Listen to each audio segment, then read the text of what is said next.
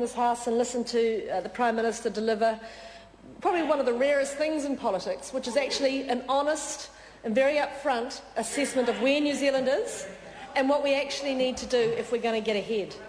And I think that's one of the reasons New Zealand is coming so strongly behind John Key and his government, because he is such a breath of fresh air. To have a Prime Minister who doesn't play games and try and score points, he stands here and says very clearly to New Zealand, this is what we need to do if we're going to build the sort of country that New Zealanders should have, that New Zealanders want, and that New Zealanders are looking forward to us delivering. And I mean, you can see that, can't you, when he stands up at our first caucus of the year in front of the media and says, election 26th of November. No mucking around, hanging on to the last minute, game playing, trying to give their side a bit of an advantage. He said, look, New Zealand needs to know. We've got a busy year. Let's make sure everyone knows early on where they're going. And I think New Zealand likes that. He stood up and said, if you vote for me, you won't get Winston Peters in our government. He said, a vote for Winston Peters is a vote for Phil Goff. Look, why wouldn't you? Why wouldn't you? New Zealanders want to know what they're going to get. New Zealanders want to know what their vote will give them. New Zealanders can make that choice. They can make a decision, but at least they know with us what they're going to get. They're not going to get a whole lot of smoke, mirrors, game playing and desperate clinging to power. We'll put out what we're doing. If New Zealanders want us to get this country back on track, they will continue to back us as they have since November 2008. You know what's really interesting to me, though, is that if Labour can't debate us on the merit of our policies, which they clearly can't, they simply resort to misleading the public. They mislead the public on the grounds that if they say it often enough, maybe people will forget that it's not true. And let's go through it. Let's go through it. What have we heard over and over in this debate? We've heard tax cuts for the rich. Well, let's look at it, shall we? Tax cuts for everyone, actually. 75% of taxpayers in this country, listen, Mr Chadwick, you might learn something, 75% of taxpayers in this country now pay half the tax, have half the top tax rate that they had under Labour. 75% of all taxpayers pay that. Then they say it was funded by borrowing. They say the tax cuts were funded by borrowing. Well, let's look at the truth there. The tax cuts are fiscally neutral because they were paid for by putting GST up. Remember that? Remember the AXA tax bus that they've conveniently forgotten about now because they're actually going to keep that? Well, no, they're keeping that now because they need that. They need that plus a whole lot more tax.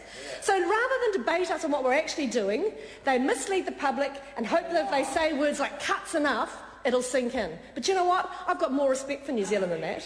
I think New Zealanders know that they are paying less tax now than they ever did.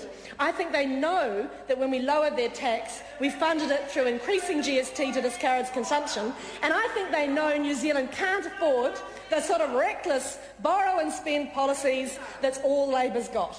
All they've got is throw the money round, never mind about the debt, that'll be someone else's problem, let's just get back into power. Let's just get back into power. We'll deal with anybody, we'll get into bed with anybody, we'll promise anything, we just have to get back into power. That's not what we're going to do. That's not what this government is going to do. The nice thing about this election campaign already, we have a clear distinction between the two parties. We have a clear distinction between the two parties. If New Zealand backs National, they're going to get sound financial management. They're going to get a government that prioritises spending taxpayers' money, because that's what it is. It's not our money, it's taxpayers' money, as if it was our own. We're not going to throw it around. We're going to make sure we get value for every dollar. We're going to create productive jobs. Productive jobs, not jobs in the public sector and that the unions want. We're going to get jobs that actually add to the wealth of this country and raise incomes. And you know how we're going to do that? We're going to do it by having an environment that encourages investment in New Zealand businesses. You know, it's not rocket science, but that's what we're going to do and what they've failed to do. Actually, you know, on that, one of the stats that jumped out at me was that thanks to the labour law changes that Kate Wilkinson has brought in, thanks to the 90-day trial periods, 13,000 new jobs have been created. 13,000 new jobs, because we're creating an environment that makes businesses have confidence to invest in New Zealand. What's Labour's answer? We'll put the minimum wage up. What will that do? It'll cost 6,000 jobs. 6,000 jobs will be lost But that's their policy for job creation. This national government fundamentally gets that you have to earn money before you spend it. Right. You have to have it in the bank. And it's only when we get back to surpluses that we're going to have any sort of choices and any ability to start spending and looking at the wish list. If we can't get back into surplus, this country is on a downward spiral, and that's why we're working so hard to get us back there. Labor have promised borrow and spend. Borrow and spend.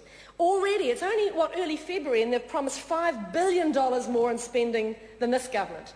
We're borrowing $300 million a week. I hate that. I hate that we need to do that.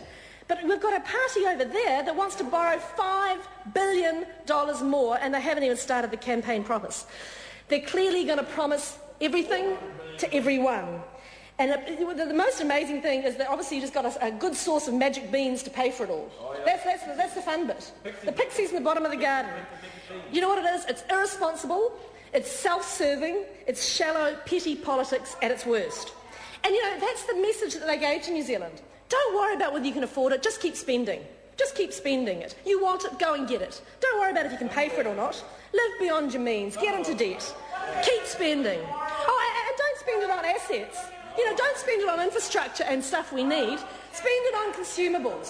Spend it on stuff that won't work.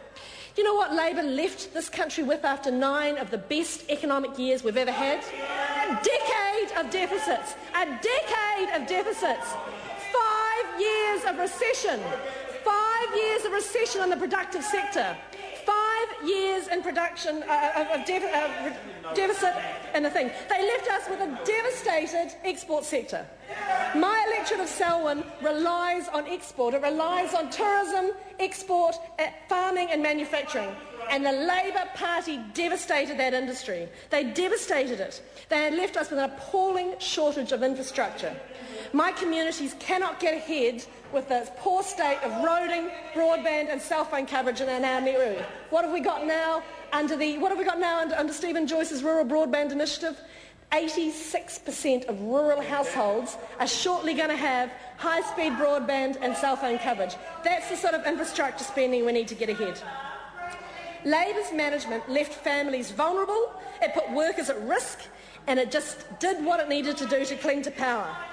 And everything they've said since then makes it very clear they've got no intention of running it any other way. This country, the external indebtedness of this country puts us on par with Spain, with Portugal, with Greece. Well, Chris Farfoy's laughing. He's clearly never looked at the numbers. Come along to FEC one day, Mr Farfoy. Learn how perilous it is. The Labor Party couldn't care less. Are they really incapable of seeing the damage that their promises would do to this country? Are they really incapable of seeing it? Or do they just not care? That's what I wonder. Do they just not care, or can they really not see it? Do you know what I find interesting, though?